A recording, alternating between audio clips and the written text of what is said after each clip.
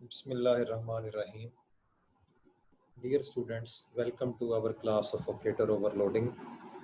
आज का हमारा मौजू मल्टीप्लिकेशन ऑपरेटर और compound assignment operator using multiplication overloading है। हमने मल्टीप्लिकेशन ऑपरेटर और compound assignment operator using multiplication operator इसको कैसे ओवरलोड करना है, ये अब अंडरस्टूड है। आपको इस बात की समझ आ जानी चाहिए कि अगर आपने मल्टीप्लिकेशन ऑपरेटर को ओवरलोड करना है तो इसका जो कंसर्न कंपाउंड असाइनमेंट ऑपरेटर है वो भी ओवरलोड होगा। और चूंकि हमारा मल्टीप्लिकेशन ऑपरेटर एक बाइनरी ऑपरेटर है तो ये दो हमारे ऑपरेंड्स जो हैं इनको लेगा, और चूंकि हमने इसको मल्टीप्लिकेशन ऑपरेटर को नॉन मेंबर फ्रेंड फंक्शन के तौर पे इम्प्लीमेंट करना है, इसलिए ये हमारे जो दोनों ऑपरेंड्स होंगे इसके, वो जिस क्लास के लिए हम इसको ओवरलोड कर रहे होंगे उसी क्लास के मेंबर्स होंगे। लेकिन चूंकि मल्टीप्लिकेशन ऑपरेटर ने अपने दोनों ऑपरेंड्स को तो मॉडिफाई नहीं करना होता, इसलिए हम इसके जो दोनों ऑपरेंड्स जो हैं इस ऑपरेटर के, जब उस मेंबर फंक्शन में हम नॉन मेंबर फंक्शन में बतौर जो है पैरामीटर्स पास करेंगे, तो वो बतौर constant references two objects of that class वो हम पास करेंगे। जबकि हमारा जो स्टार इक्वल टू ऑपरेटर है यानी कंपाउंड असाइनमेंट ऑपरेटर, ये चूंकि सेम क्लास का ऑब्जेक्ट हमें रिटर्न करेगा तो इसका पहला ऑपरेंड तो उसी क्लास का ऑब्जेक्ट होगा जो लेफ्ट हैंड साइड पे ट्रीट होगा। इसका एक ही ऑपरेंड होगा, उसको हम जो है वो भी कांस्टेंट रेफरेंस के तौर पे जो है वो पास करेंगे, और इसको हम एज अ मेंबर फंक्शन जो है वो ओवरलोड करेंगे। और जो हमारा स्टार ऑपरेटर होगा ये एक आर वैल्यू रिटर्न करेगा जो कि हमारे रेजिडुअल वैल्यू कहलाएगी, और उसी वैल्यू को हम एक टेम्परेरी ऑब्जेक्ट में सेव करके उसी टेम्प ऑब्जेक्ट को हम रिटर्न करेंगे। ये टेम्परेरी ऑब्जेक्ट उसी क्लास का होगा जिस क्लास के लिए हम स्टार ऑपरेटर को ओवरलोड करेंगे। जबकि स्टार इक्वल टू ऑपरेटर जो है ये हमें एक एल वैल्यू रिटर्न करेगा, और ये एल वैल्यू भी उसी क्लास का ऑब्जेक्ट होगा जिस क्लास के लिए हम इसको ओवरलोड कर रहे हैं। तो ये बात तो पहले हो चुकी कि स्टार ऑपरेटर ने चूंकि किसी भी ऑपरेंड को मॉडिफाई नहीं करना, इसलिए कांस्टेंट रेफरेंसेस के तौर पे हम उनको जो है वो पास कर सकते हैं। तो देखते हैं हमारे पास बुनियादी तौर पे जो हाइट क्लास है इसके इसी की एग्जांपल को हम लेके चल रहे हैं। तो इसमें वही दो डाटा मेंबर्स हैं इसके, फीट और इंचेस इंटीजर इनकी डाटा टाइप है। और जब हम स्टार ऑपरेटर को नॉन मेंबर फ्रेंड फंक्शन के तौर पे ओवरलोड करेंगे तो आप देखिए इस स्लाइड में फ्रेंड का कीवर्ड इस्तेमाल हुआ है, हाइट क्लास का नाम है, आगे ऑपरेटर का सिंबल ऑपरेटर कीवर्ड है, स्टार हमारा सिंबल है। उसके बाद दो कांस्टेंट रेफरेंसेस हैं हाइट क्लास के ऑब्जेक्ट्स h1 और h2, यही इसके दो ऑपरेंड्स हैं जो हम पास करेंगे। उसके बाद एक टेम्परेरी ऑब्जेक्ट यहाँ पे क्रिएट किया गया है।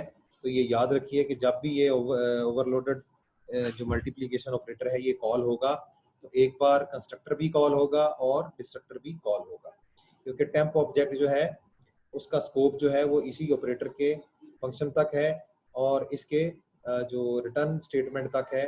तो जब तक ये चल नहीं जाता तब ये एक टेम्परेरी ऑब्जेक्ट जो है इसका कंस्ट्रक्टर भी कॉल होगा, और जब ये रिटर्न कर देगा वैल्यू तो फिर वो टेम्प ऑब्जेक्ट डिस्ट्रॉय हो जाएगा, लिहाजा डिस्ट्रक्टर भी कॉल होगा।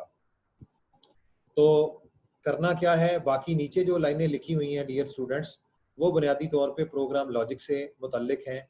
जिस क्लास के लिए आप जितने उसके डाटा मेंबर्स हैं, जिस तरह के हैं, जिस नौइयत के हैं, उनको कैसे मल्टीप्लाई करना है, जवाब को कैसे मैनेज करना है, ये प्योरली प्रोग्राम लॉजिक है। इनका लेना देना ओवरलोडिंग से नहीं है। बहरहाल ये प्रोग्राम लॉजिक है कि फीट को फीट से कैसे ज़रब दी और इंचेस को इंचेस से कैसे ज़रब दी, फिर जो इंचेस थे वो 12 से जब बढ़ गए तो उनको कैसे आपने उनके फीट बनाए और इंचेस को कैसे मेंटेन किया। तो पहली लाइन में हम h1 के फीट को h2 के फीट से ज़रब दे रहे हैं, उसके बाद दूसरी लाइन में इंचेस को इंचेस से मल्टीप्लाई कर रहे हैं। अब लामहाला जब इंचेस को इंचेस से मल्टीप्लाई करेंगे तो ये फिगर बहुत ज़्यादा हो जाएगी 12 से। तो 12 इंचेस की हमारे पास लिमिट है। हम क्या करेंगे इंचेस को 12 से डिवाइड करके जो क्वोशंट आएगा उसको फीट में जमा कर देंगे, जो ऑलरेडी फीट हमारे पास मौजूद है। तो इस तरह हमारी इंचेस में से जो 12 से ऊपर इंचेस बचेंगे वो सारे फीट में जमा हो जाएंगे, और जो 12 से नीचे रह जाएंगे उनका जो है रिमाइंडर हम इंचेस में सेव करके टेम्प ऑब्जेक्ट को रिटर्न कर देंगे। तो ये बुनियादी तौर पे हमारा मल्टीप्लिकेशन ऑपरेटर जो है वो यहाँ पर इस member function non member function में as a friend function overload हो गया। अब हमने इसको फ्रेंड के तौर पे क्यों डिक्लेयर किया है ये पहले भी बता चुका, क्योंकि इसने हमारे h1 और h2 जो दोनों हमारे क्लास के ऑब्जेक्ट्स हैं, और ये जो टेम्प ऑब्जेक्ट है, इन तीनों ऑब्जेक्ट्स का इसने प्राइवेट डाटा जो है वो एक्सेस करना है, लिहाजा ये फ्रेंड फंक्शन के तौर पे ही जो है वो डिक्लेयर किया जाएगा। नेक्स्ट हमारा है compound assignment operator star equal to.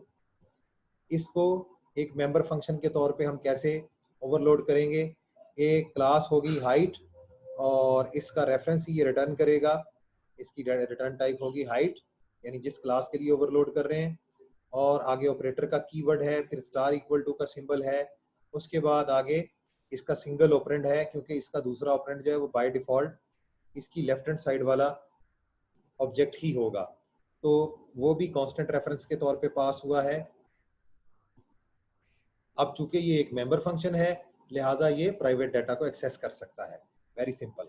तो किया इसमें हमने फिर वही है कि फीट को फीट के साथ मल्टीप्लाई किया, इंचेस को इंचेस के साथ मल्टीप्लाई किया, जो इंचेस 12 इंच से बढ़ गए उनको फीट में जमा करके उसका जो रिमाइंडर है वो इंचेस में रख के दिस पॉइंटर जो है पॉइंटर टू दिस ऑब्जेक्ट हमने रिटर्न कर दिया। तो ये हमारा स्टार इक्वल टू ऑपरेटर जो था ये ओवरलोड हो गया। तो डियर स्टूडेंट्स, अगर हम इसको मेंबर फंक्शन के तौर पे जो है वो ओवरलोड करते तो इसमें हमारे लिए ये गड़बड़ होती कि ये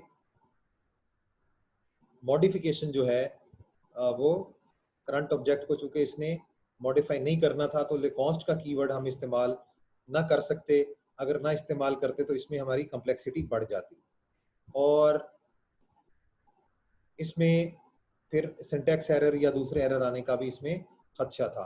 तो डियर स्टूडेंट्स, हमने देखा कि हमने आज स्टार ऑपरेटर और स्टार इक्वल टू ऑपरेटर को भी ओवरलोड किया है।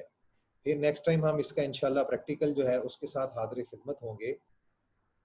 तब तक के लिए अल्लाह हाफिज़।